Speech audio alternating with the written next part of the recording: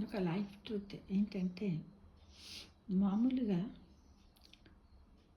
విలువ అంటే ఏమిటి అంటే మనం విలువ అంటే దానికి ధనరూపేణ చక్కటి ఉన్నట్టయితే ధనరూపేణ దానికి ఎక్కువ విలువ ఉండి నలుగురు దాన్ని మెచ్చుకుంటే విలువలు అంటే ఏమిటి అంటే గొప్పతనం అన్నమాట. అంతేగా అలానే మనం అందరం ఏం చేస్తామో ఒక ఇల్లు కట్టుకోవాలంటే రోడ్డు పక్కనే ఇల్లు కట్టుకుంటే మంచిగా ఉంటుంది, ఆ ప్లాట్ తీసుకుంటే బాగుంటుంది, చాలా అది విలువ కలిగి ఉంటుంది, అన్నీ చక్కగా మనం ఎక్కడికైనా వెళ్ళడానికి కూడా ట్రాన్స్పోర్ట్ సౌకర్యం ఉంటుందని అనుకుంటాం. అలానే రోడ్డు పక్కల భూములు ఉంటే కూడా షటర్ల కిందకో దీనికో దానికో బిజినెస్కి వాడతాము అని అనుకుంటాం. కానీ అదే మనిషి రోడ్డు మీద ఉంటే ఏ విలువ ఉండదు, వాడు రోడ్డుకి ఎక్కిండ్రా వాడు దివాలా తీసిండు అంటారు. కానీ ఇది ఎంతవరకు కరెక్ట్ మిత్రమా కదా. అంటే ఇల్లు రోడ్డును ఆనుకొని ఉంటే అది విలువైనది, భూములు రోడ్డు పక్కన ఉంటే అవి కూడా వాటికి కూడా విలువ ఎక్కువ. కానీ అదే మనిషి రోడ్డు మీద అంటే ఉంటే ఆ మనిషికి ఎందుకు విలువ ఉండదు, విలువ ఇవ్వాలి కదా మిత్రమా. కానీ అస్సలు విలువ ఉండదు. ఆ మనిషి రోడ్డు మీద ఉన్నాడు చూడండి, ఇల్లు లేదు ముంగిల్లు లేదు ఇలా అంటారంటే కాలంలో మనుషుల యొక్క ఆలోచన విధానం ఎలా మారిపోతుందో ఒక్కసారి ఆలోచించండి మిత్రమా కదా. మనిషికి ఇచ్చే విలువ మనం వాళ్ళ యొక్క స్థాయిని బట్టి, వాళ్ళ ధనాన్ని బట్టి, వాళ్ళ గొప్పతనాన్ని బట్టి ఇవ్వడం కాదు మిత్రమా.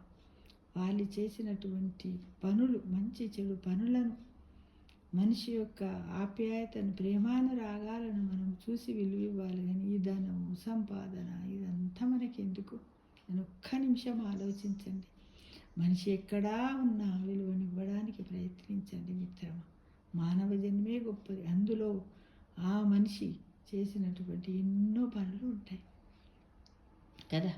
కన్న తల్లిదండ్రులను కూడా పిల్లలు ఈ మధ్యకాలంలో రోడ్డు మీద వదిలేస్తున్నారు. అలా వదిలేయడం వల్ల మీ అమ్మ నాన్నల యొక్క విలువనే పోతుందని మీరు అనుకుంటున్నారు, కానీ మీ విలువ కూడా పోతుంది తెలుసా. ఫస్ట్ తల్లిదండ్రులు ఏం చేశారో ఇలా చేశారంటున్నారు. తండ్రి ఏది చేసినప్పటికీ మూర్ఖుడైన తల్లిదండ్రులను కూడా పిల్లలు చేరదీయాలి కదా, వాళ్ళకి జన్మనిచ్చారు కదా అని నానా విధాలుగా అనుకుంటారు. కాబట్టి రోడ్డు మీద ఉన్నా ఎక్కడ ఉన్నా వాళ్ళని మట్టుకు వాళ్ళ విలువలు వాళ్ళకే ఉంటాయి అని ఆ ఈశ్వరుడే మనకు చెప్పకనే చెప్తాడు మిత్రం. అంతటా ఈశ్వరుడు ఉంటాడు కాబట్టి ఎవ్వరు చూస్తలేరని మట్టుకు తల్లిదండ్రులను రోడ్డు మీద వదిలేయకండి. వారు భగవత్ స్వరూపాలుగా భావించి దేవుడికి పూజ చేయకున్నా పర్వాలేదు, రోజు ఒక కప్పు టీ ఇవ్వండి, అన్నీ చేయండి, గుడికి పోని చేత కాకపోతే మీ అమ్మ నాన్న చుట్టూ తిరగండి.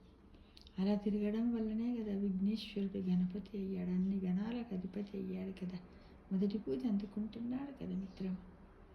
అందు గురించి ఇల్లు ప్లాట్కి ఇచ్చినటువంటి విలువలే కాకుండా తల్లిదండ్రులకు ప్రత్యేకమైనటువంటి విలువలనిచ్చి వాళ్ళని ఆదరించండి, అభిమానించండి.